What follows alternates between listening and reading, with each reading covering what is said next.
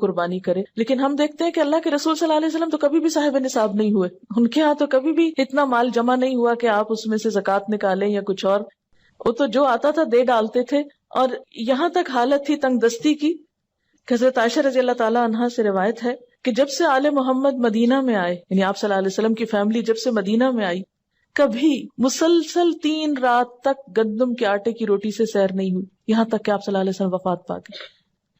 یعنی 3 دن بھی مسلسل روٹی نہیں پکی آپ کے گھر میں تھرو آؤٹ مدنی پیریڈ. پھر بھی آپ قربانیاں کرتے رہے.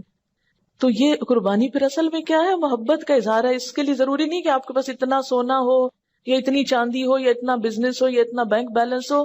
بس آپ دیکھیں کر سکتے ہیں تو کر لیں. ایک قربانی بھی سارے گھر کی طرف سے کافی ہو جائے گی. لیکن محبت کے اظہار کے طور پر اللہ تعالیٰ نے خود جو طریقہ بتایا، کیونکہ آپ یعنی ویسے بھی محبت کے اظہار کے لیے تحفہ دیا جاتا ہے، لیکن جب آپ کو پتا چل جاتا ہے کہ فلاں شخص کو یہ چیز بہت پسند ہے، تو آپ کی پھر کوشش کیا ہوتی ہے کہ میں وہ دوں جو اس کو پسند ہے. اس لیے جب یہ باتیں کی جاتی ہیں نا کہ غریبوں کو روپیہ دے دینا چاہیے اس دن، اور فلاں چیز دے دینی چاہیے، اس پیسے کو فلاں کام میں استعمال کر لینا چاہیے، فلاں سڑک بنوا لینی چاہیے، فلاں پل بنوا لینا چاہیے، سب باتیں اپنی جگہ ہیں. لیکن آج آپ کے محبوب کو پسند ہے کہ آپ ایک جانور قربان کریں. یہ سارا سال پل بنوائیں، سڑکیں بنوائیں، جو مرضی کرائیں، لیکن آج اس کو کون سا تحفہ پسند ہے آپ کی طرف سے؟ جانور قربان کرنا. کیوں؟ اس لیے کہ آپ کاغذ کا روپیہ کسی کے ہاتھ میں دیتے ہیں نا تو وہ فیلنگ نہیں آتی.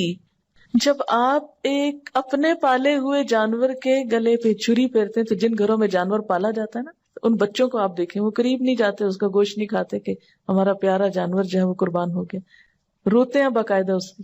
اور اس وقت جو دل کی حالت ہوتی ہے وہ روپیہ کسی کو پکڑانے سے وہ جذبات نہیں پیدا ہوتے. اور یہ یاد دہانی ہے مسلسل، یا اللہ آج اس جانور کے گلے پہ چھری پھیر رہا ہوں، کل آپ نے مجھے طلب کیا نا تو میں بھی حاضر ہوں، میں اپنی جان بھی دوں گا آپ کو.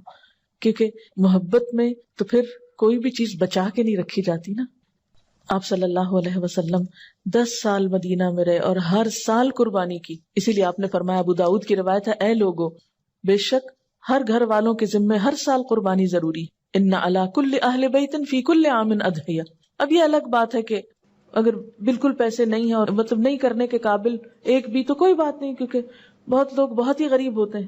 قربانی دراصل محبت کے اظہار کی ایک علامت ہے، اور اس کے لیے بہت زیادہ فقہی مسئلوں میں پڑھنا، اس پہ جائز ہے اس پہ ناجائز ہے، یہ کرے یا نہ کرے، وہ کرے یا نہ کرے، بہت کچھ پوچھنے کی ضرورت نہیں. اپنے آپ کو ٹٹولیں، دیکھیں کیا دے سکتے ہیں کیا نہیں دے سکتے، اور کر لیں جو کر سکتے ہیں. نہیں کر سکتے تو آئندہ کے لیے کوئی ترتیب سوچیں اسی طرح کی کہ جس سے آپ کچھ کر سکیں. اور اگر کوئی وسعت کے باوجود قربانی نہ کر سکے تو اس کے بارے میں کیا فرمایا کہ جسے قربانی کرنے کی وسعت اور طاقت ہو اور وہ قربانی نہ کرے، وہ مسلمانوں کی عیدگاہ میں حاضر نہ ہو. اب یہ ہے کہ بعض حالات واقعی ایسے ہوتے ہیں کہ انسان نہیں کر سکتا، کوئی جان بوجھ کے نہیں ایسے کرتا، ہمت نہیں ہے. مثلا ایک شخص کی مہینے کی آمدنی 3,000 روپے ہے، وہ تو بچوں کا دودھ بھی نہیں پورا کر پا رہا، 2 وقت کی روٹی نصیب نہیں، وہ کہاں سے قربانی کرے چاہے اس کا دل کتنا بھی روتا ہو. ایسا شخص کیا کرے؟ ایسے لوگوں کو بھی اللہ نے ثواب سے محروم نہیں رکھا. ایک آدمی نے حضور صلی اللہ علیہ وسلم سے عرض کیا کہ میرے پاس قربانی کے لیے تو کوئی جانور نہیں، لیکن میرے پاس دودھ دینے والا ایک جانور ہے، یعنی میرے گھر میں ایک مثلا گائے یا بکری وغیرہ ہے، اسی کو کر دوں؟